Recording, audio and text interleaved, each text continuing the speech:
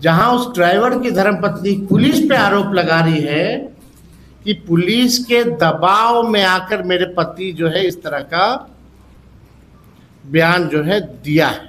लेकिन परिवार के लोगों का ये आरोप है कि ड्राइवर के साथ साथ कई लोग हैं इसमें इन्वॉल्व और विधायक सोनू सिंह भी का भी इसमें बड़ा इन्वॉल्वमेंट है। हत्या इसलिए की गई जो पुलिस मानती है कि ड्राइवर को छुट्टी नहीं मिली और काम का दबाव ज्यादा था, इस कारण से हत्या जो है अंजाम दिया। अगर मान लीजिए मुख्यमंत्री का ही ड्राइवर को छुट्टी नहीं मिल रही हो, कार्य ज्यादा हो, तो वो ड्राइवर तो फिर मुख्यमंत्री की भी हत्या कर सकता। सम्राट चौधरी जी के मुख्यमंत्री बनने के बाद दूसरे ऐसे जो सरकारी अधिकारी जो हैं उनकी जो है हत्या की गई। ये केवल ईओ की हत्या ही नहीं बल्कि ये प्रशासन के तंत्र की हत्या है। पत्रकार बंधु, आप सब लोगों का प्रेस कॉन्फ्रेंस में स्वागत है। और आप सब लोग जान रहे हैं कि 2 दिन पहले जिस प्रकार से डेहरी में जो ईओ की जो पोस्टिंग हुई थी उनकी हत्या जो है कर दी गई और डेहरी नगर पालिका कार्यपालक अधिकारी विमल कुमार जी की जो हत्या की गई, परसों हम उनके परिजनों से भी हमारी मुलाकात हुई थी।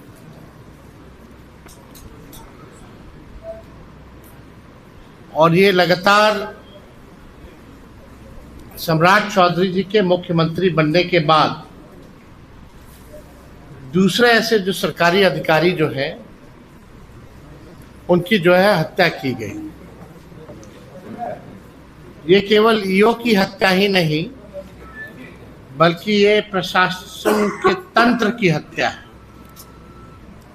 और लगातार अपराध जो है बिहार में जिस हिसाब से बेतहाशा बढ़ोतरी हो रही है और कल्प्रिट को जो है छुपाने का प्रयास किया जा रहा है।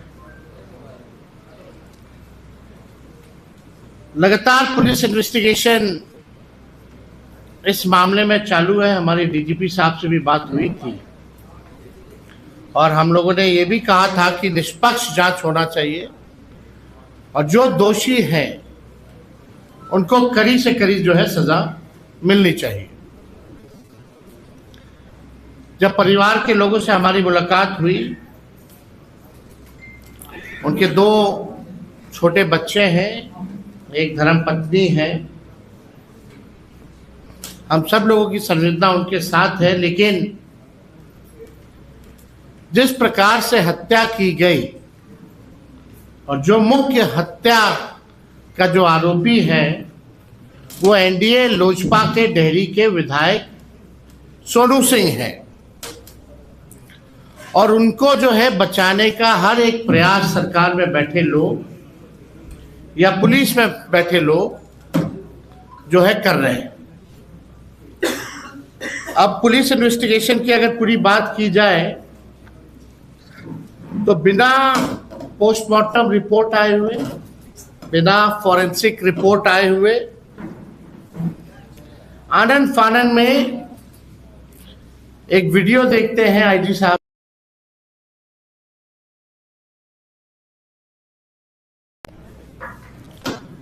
लेकिन परिवार के लोगों का ये आरोप है कि ड्राइवर के साथ साथ कई लोग हैं इसमें इन्वॉल्व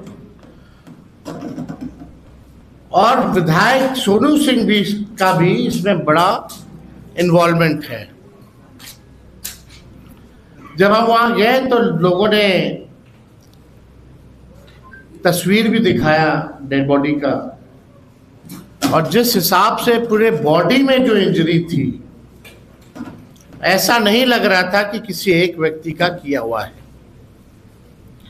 ऐसा लग रहा था कि बड़ा वेल प्लान तरीके से जो है किया गया है। इसमें ड्राइवर ने कई बार जो है अपना बयान बदला है, एक बार नहीं।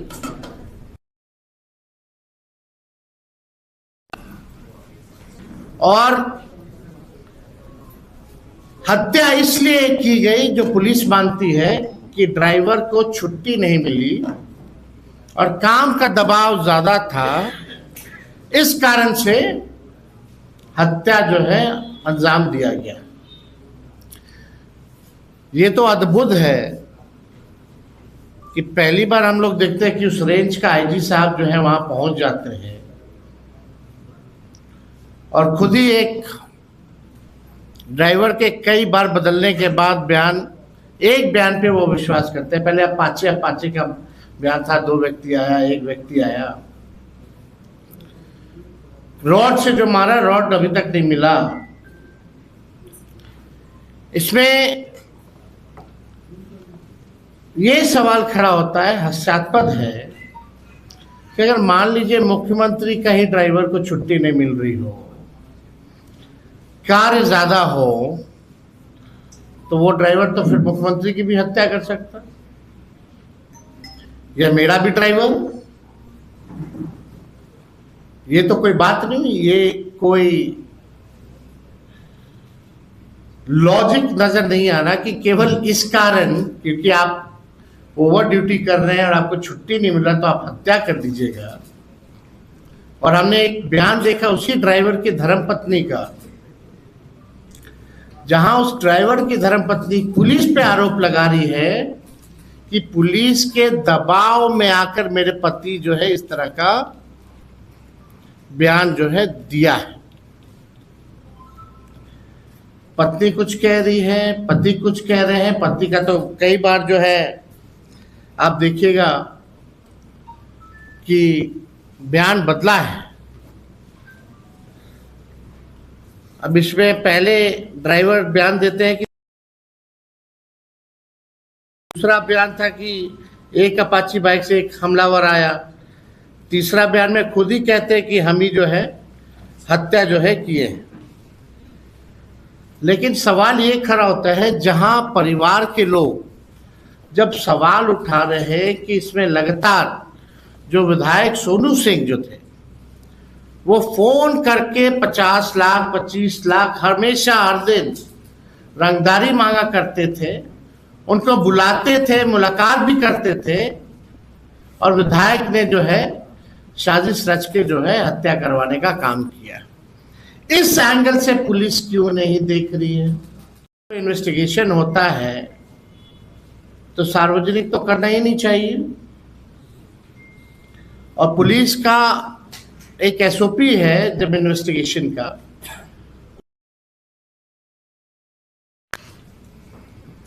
तो अभी तक जब परिवार के लोग जिनके 2-2 छोटे बच्चे हैं, बीवी का रो रो के हाल बुरा हो गया है, अपना पति खो दिया, कोई अपना भाई खो दिया, कोई अपना पिता खो दिया, पर पुलिस क्यों नहीं ध्यान दे रही है? क्या उस एंगल से पुलिस जो है जांच कर रही है कि नहीं कर रही है? ये देखने वाली बात है। और इंटरेस्टिंग बात यह है कि जो उस रेंज के जो आईजी साहब हैं, उनका सोनू सिंह जी के साथ संबंध अच्छा है, क्योंकि उनकी रुचि उन आईजी साहब की राजनीति में ज्यादा है। उनका अपना फोरम भी उन्होंने बना रखा है और वो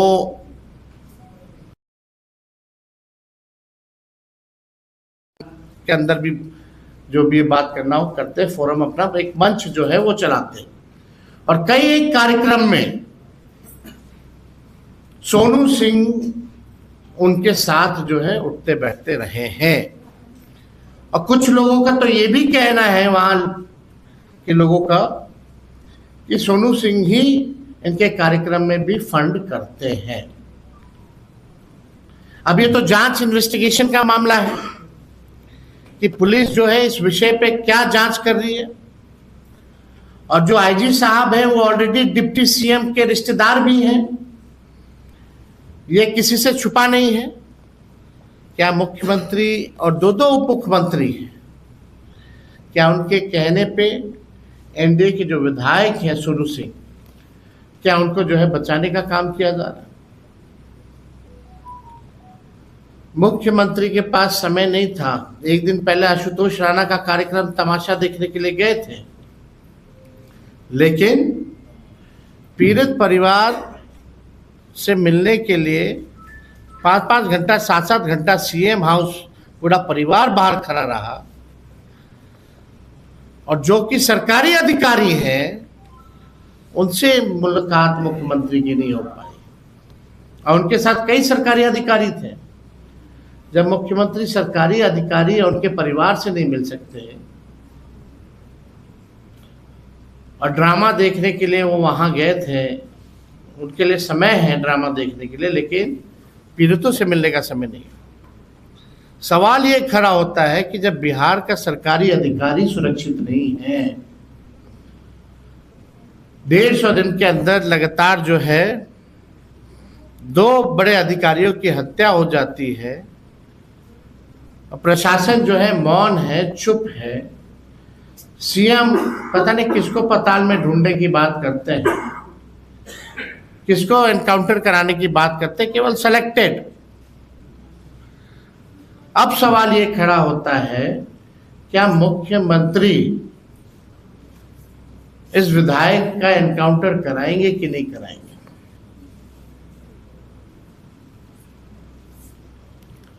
आप बचाने का काम कर रहे हैं अपराधियों को, ये पूरी तरीके से जो है साबित जो है हो चुका है। और जहां तक रंगदारी की बात है, विधायक पर तो मर्डर का भी केस चलना चाहिए, रंगदारी मांगने का भी केस जो है वो चलना चाहिए। लेकिन अब तक देख लीजिए, एनडीए की सरकार, सम्राट चौधरी जी की सरकार, एक मुकदमा अपने चहेते विधायक पर या नेम्ड एफआईआर अब तक जो है इन लोगों ने नहीं किया। इसमें तो कोर्ट को भी सू मोटो ध्यान में रखते हुए लेना चाहिए, ताकि बार बार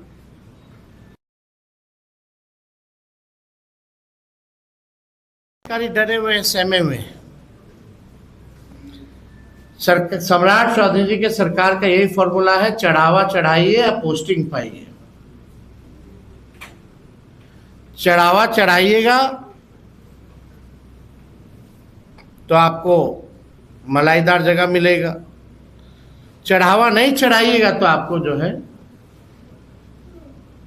उनके विधायक तो हत्या ही कर देते हैं, समझ जाइए। लगातार करप्शन बढ़ रहा है, लगातार जो है अपराध बढ़ रहा है, लेकिन ये सरकार के गृह मंत्री, मुख्यमंत्री जो रियल इशू जो है, इस इशू पे सामने आकर के एक बयान भी इन्होंने नहीं दिया। कोई मामला हो, चाहे तिवारी जी का मामला हो, उसमें भी जो है रफा दफा किया गया, बहुत लोगों को बचाया गया, किसके आदेश से एनकाउंटर हुआ। जो बंटी यादव है, सेक्स रैकेट के खिलाफ चल रहा है, उसके मुख्य आरोपियों को बचाने में लगी हुई पुलिस। ये वाला जो मामला है ईओ साहब का, इसमें भी जो है जो आरोपी है उनको बचाने का प्रयास किया जा रहा है। ये सवाल जो है लगातार इन्वेस्टिगेशन जिस प्रकार से पुलिस कर रही है, इस मामले में हम कह सकते हैं कि वायलेशन ऑफ बीएनएस प्रोविजन है।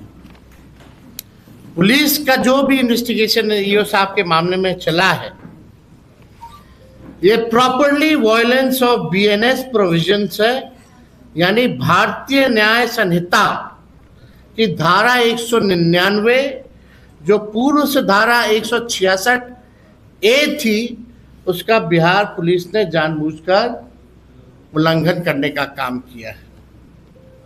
ये धारा मुख्य रूप से पुलिस या जांच अधिकारी पर लागू होता है यदि वे किसी गंभीर मामले में एफआईआर दर्ज नहीं करते या जांच के नियमों का वो तोड़ने का काम करते हैं, तो ये बीएनएस प्रोविजन का उल्लंघन माना जाता है। और इसमें हम लोग कई बार देख रहे हैं बीएनएस प्रोविजन का उल्लंघन हुआ है, जिस हिसाब से आईजी साहब का स्टेटमेंट हो। और एक वीडियो और देखिएगा जहां ड्राइवर से ही बुलवाया जा रहा है, मीडिया ट्रायल करवाया जा रहा है,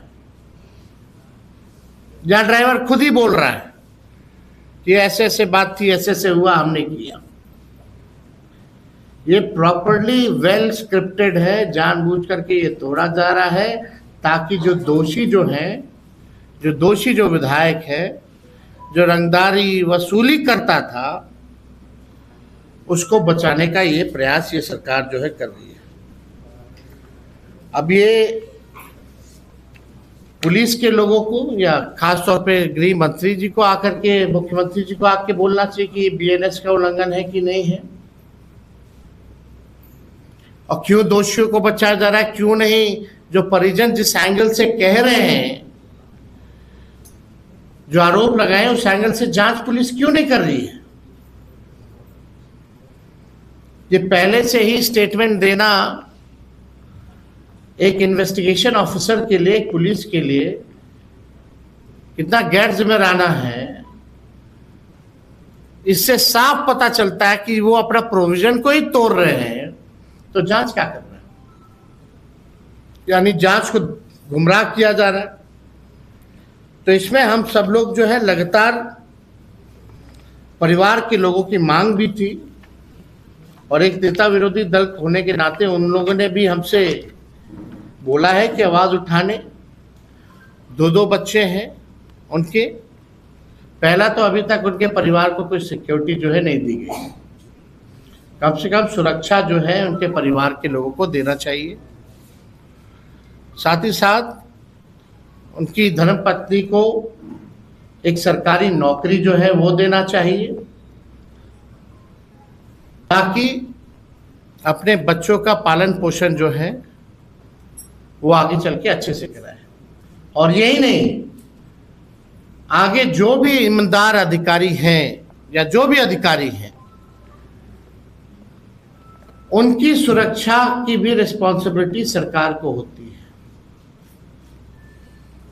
तो ऐसे अधिकारियों को भी जो है सुरक्षा देनी चाहिए, क्योंकि जिस हिसाब से लगातार दो हत्याएं हो गई हैं, सारे अधिकारी जो है डरे हुए हैं, सहमे हुए हैं कि कभी भी सत्ता दल का विधायक जो है या इनकी सरकार में बैठे लोग कभी भी रंगदारी वसूली मांग सकते हैं, ना देने पर उनकी जान ले सकते हैं।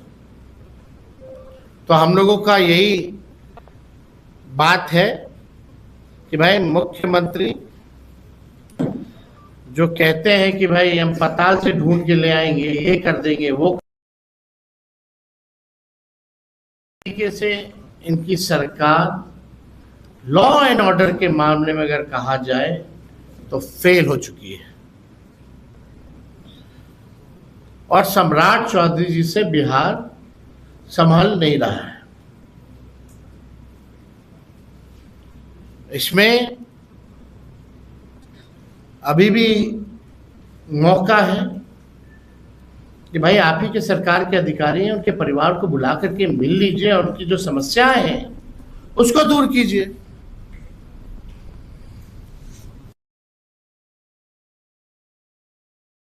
इसे मिलने में उनको क्या तकलीफ है, वो पूरी बात बताएंगी।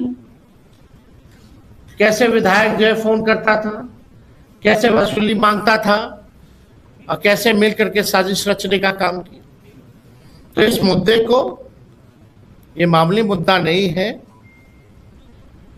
एक गंभीर मामला है। और लगातार इसी प्रकार से अगर हत्याओं का दौर चलेगा तो बिहार में तो ऐसे ही कोई काम नहीं हो रहा। और जो अधिकारी जो है एग्जीक्यूटिव वर्क में जो करते हैं, एग्जीक्यूट जो करते हैं, उनका मनोबल जो है पूरी तरीके से चकनाचूर हो गया। तो और कोई सवाल इस विषय में अगर आप लोगों के